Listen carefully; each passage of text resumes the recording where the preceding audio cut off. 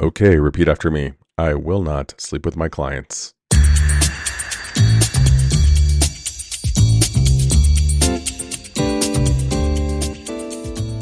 Hey, welcome to Licensure Lifeline. This is your host, Matt Lawson. And as you might guess, today we're going to be talking a little bit about ethics. I want to thank the individual that reached out to me on Instagram to recommend this episode. It's one of those areas that comes up on the test pretty significantly, and I'm glad to cover it. You too can reach out and request an episode. I'm always up for doing things that are needed for the people that listen to this podcast.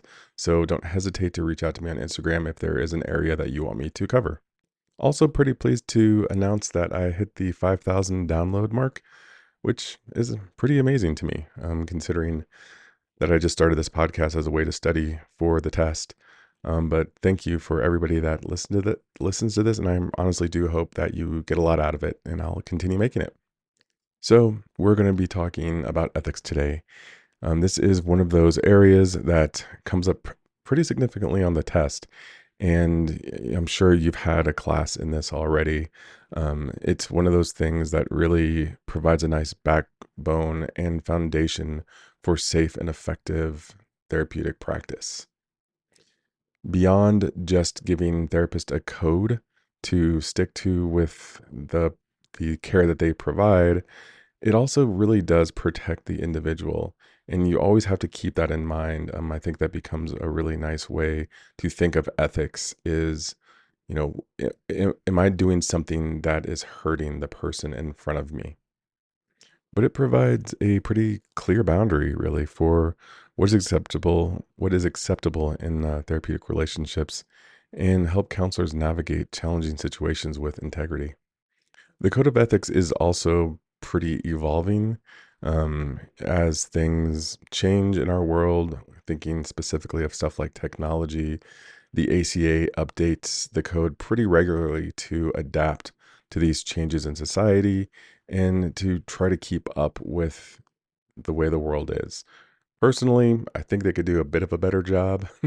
I think there was a lot of feet dragging on, there has been a lot of feet dragging on just the portability of therapy, especially when you think of things like being able to provide therapy over state lines. I think that, especially in this day and age with telehealth, it's pretty ridiculous that we are bound to a single state for our therapeutic licensure. It really doesn't make too much sense to me. I'm sorry, that's my soapbox, and I will get off of it. Let's take a look at some of the key ethical guidelines here. First up, confidentiality and privacy. This is, of course, a huge one for maintaining a professional and safe therapeutic environment for the people that you work with. So let's talk a little bit about confidentiality and privacy.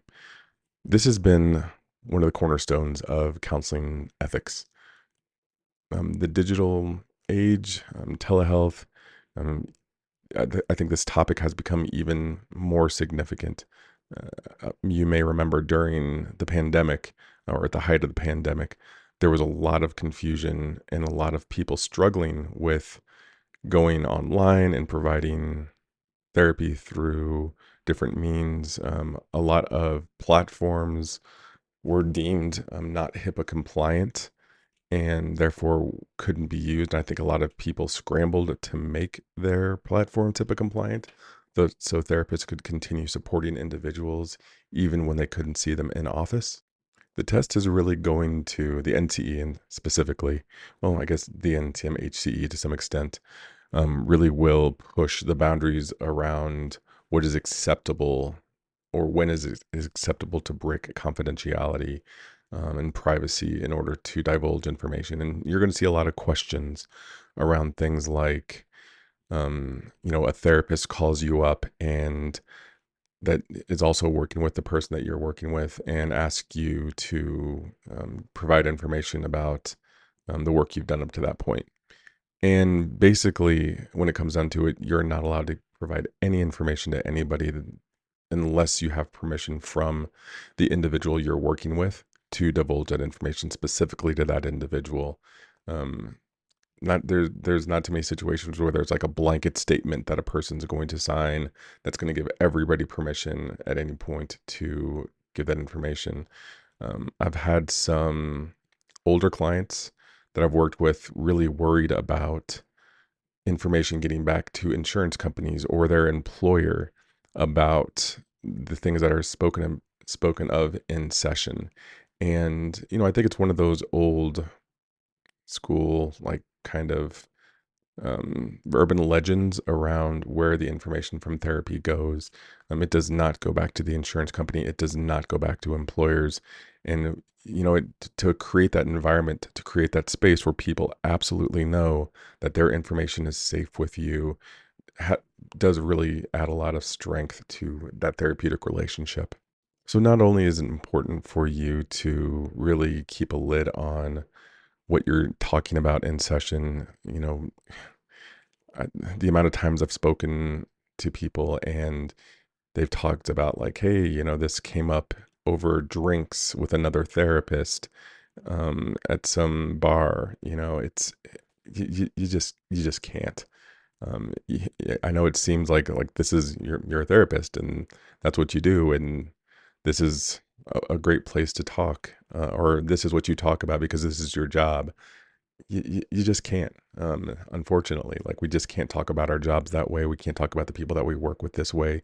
You never know. And I've got a couple of really bad examples that I may talk about at some point, of people divulging information that should have been kept privately, and somebody overheard that information that actually knew clients. It happens more than you realize. You know, it's, yeah, just, you need to keep a lid on the things that are discussed in session. You just never know who's listening. Of course, this also brings in Health Insurance Portability and Accountability Act, HIPAA, HIPAA. There's going to be a lot of questions around, like records and how records are kept in safety, and how long you can keep records, which most states average between 5 and 7 years to keep records on a patient. It can vary from adult to minor. It can also vary a little bit from state to state. There's little nuances, but most average about 5 to 7 years. And there will be some questions around how long you can keep records, where you should keep records. Is it okay to keep digital records? Things like that. But again, framing a lot of these questions within the place of what is best for the person I'm working with, always thinking in terms of that. And to some extent, what covers my butt the best, like, is a really nice way to frame any of these questions that are asked. Next, informed consent. So this basically just says that the client has a right to know what therapy entails, the risk, the benefits, the limitations, and confidentiality before they agree to participate in counseling. If you've ever worked, if you've done your practicum or things like that, you've done any work with therapy, a lot of people will sign informed consent forms before they even start working with you. And it is very important to get the person to sign informed consent before they start working with you. There's so much that goes along with this. Again, this is a little bit of covering your butt, but also, especially for somebody that's kind of new to therapy, they really should know. Like, a lot of people look at therapist and therapy as you are going to solve my problem. And to some extent, kind of, but we're not really here to solve people's problems. You know, I mean, could you imagine, like, if you know, people were just coming to you and you were saying, like, oh, okay, yeah, you have depression, do this, this, this, and this, and depression will be solved. Like, that's not really how therapy works. And that's where the informed consent comes in. People need to understand the scope of the practice. People need to understand the risk and benefits of the practice. If you think of somebody that is coming to you with trauma, they need to know that one of the risks that goes along with doing therapy is bringing up some old stuff and bringing up some old traumas and maybe even re-traumatized. So being able to outline these things before therapy starts will really help with the therapeutic relationship, and also help both the therapist and the individual get the most out of the work that they do together. Next, dual relationships and boundaries. So over the years, profession has really strengthened its stance on avoiding dual relationships. And this can occur when the counselor has more than one type of relationship with a client, such as being both a therapist and a friend or a business partner, and a family member for that matter. Um, and it makes sense. It's extremely difficult to provide therapy to somebody that you have a history with. And, it's just, it's not just about protecting the individual, but even just the therapeutic process. I think really can take a hit from situations where you have these dual relationships and both and you have that history together that can kind of get in the way of good judgment. So it becomes very important just to maintain that boundary, keep your friends at a therapeutic distance. And let me preface this a bit. It is it can be difficult, especially when to become a therapist for a while, to not go into therapy mode when your friends and family come to you with problems that seem like they require therapy mode. It is very, very difficult to not, and you have to catch yourself. It's going to make your life so much easier, and it's going to keep your relationships safe. It's going to keep those boundaries nice and safe. You want to be able to have friends that you can go to. You want to be able to have family members that you can go to, and they need to know that they can come to you, but to a certain extent, and not as a therapist. One of the nicer things that we have seen with therapy over the last couple of decades is there is more diversity in therapy, and not just on the therapist side, but people doing therapy. One of the reasons I became a therapist was because there was such a lack of black male therapists in the field. And, it was something that I really wanted to do. And luckily, um, a lot of my practice now, it's like 70%, 75% male, which is really, really great. Like a lot of guys don't do therapy when they really, really need it. It's so cool to see. But then I also have a lot of people of color that do therapy as well with me, which is just really, really cool. So, cultural competency does become a really significant piece of the therapist world. And, it needs to be something that you need to be aware of.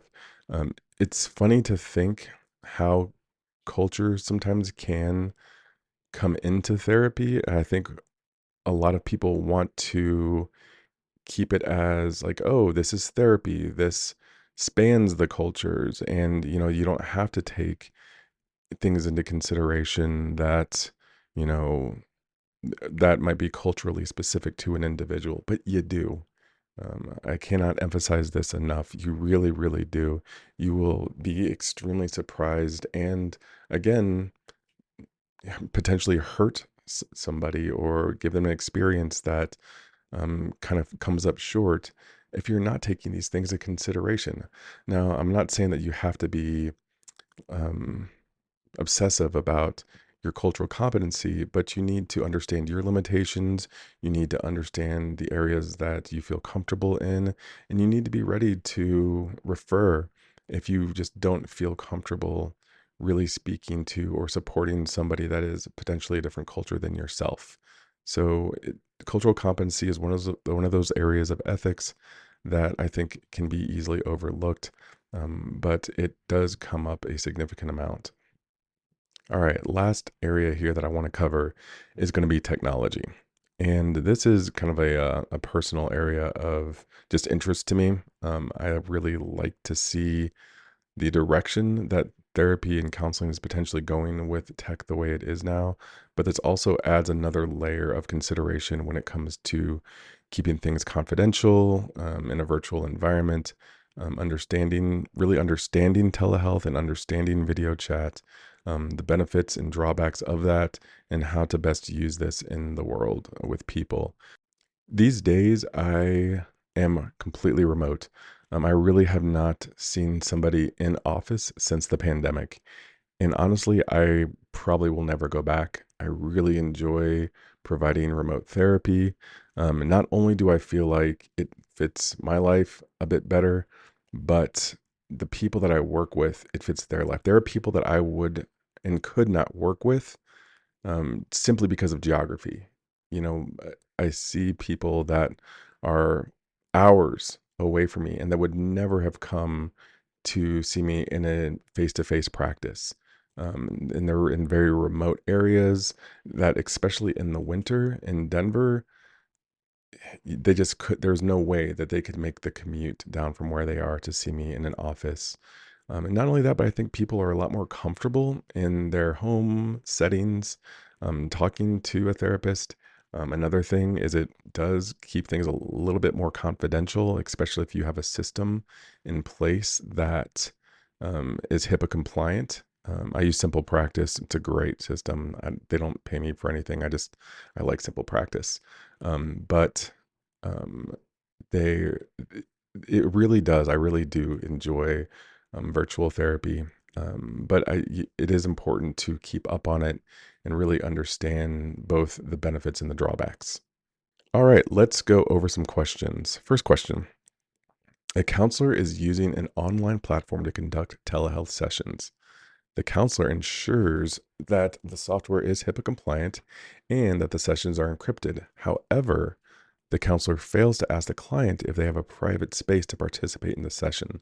This situation is an example of a breach of confidentiality, B, a violation of informed consent, C, failure to assess the appropriateness of telehealth, or D, a dual relationship. Answer here is going to be C, a failure to assess the appropriateness of telehealth. Telehealth isn't appropriate in every situation. And I have actually had to postpone sessions before where people will come to their session on their phone, like walking through the middle of a crowd or sitting there with their significant other when it's not supposed to be a couples counseling session. Don't hesitate to do that if you don't feel like the environment that the individual is in is appropriate for the session. Question number 2. A counselor starts to feel attracted to a client and decides to discuss this with the client to clear the air. What ethical violation is this? A, informed consent, B, dual relationship, C, boundary crossing, or D, competency? The answer to this is going to be boundary crossing. We really didn't talk about boundary crossing, but discussing romantic feelings with a client can cross ethical boundaries and harm the therapeutic relation in the therapeutic relationship. It's important to seek supervision or refer the client if the attraction becomes an issue. So that part here about seeking supervision is going to be the answer to a lot of questions. If you ever find a question on the test that's kind of like this, that's kind of you may not be sure about, and one of the answers is seek supervision. Yes, if there's ever a question of what you should divulge or what you shouldn't divulge, talk to your supervisor first. That's what they're there for, and they're going to help you really figure out what the best approach is. Question number 3. During the intake session, a counselor explains the therapeutic process, fees, confidentiality limits, and the client's rights. This is an example of beneficence, informed consent, fidelity, or non-maleficence. This is going to be B, informed consent. So informed consent ensures that the client fully understands the therapeutic process. Always get them to sign the informed consent paperwork before you start therapy with them. Question number 4. A counselor is seeing a client who speaks limited English. The counselor continues therapy without an interpreter, assuming they can communicate adequately. What ethical guidelines is being violated? Is this competency, A, autonomy, B, C, justice, or D, confidentiality? The answer to this one is going to be A, competency. The counselor must be competent in providing services to the client, which includes ensuring effective communication. If you don't speak the language, you probably are not going to be able to provide a beneficial therapeutic environment to the individual. All right, that is going to be it for this episode. Bit of a longer one, but I think ethics definitely needs that. So thank you for hanging in this long. I will do some tips on remembering this stuff through the Instagram page, so I won't make this episode much longer. So check that out for both those tips and some flashcards as well. But until next time, keep studying.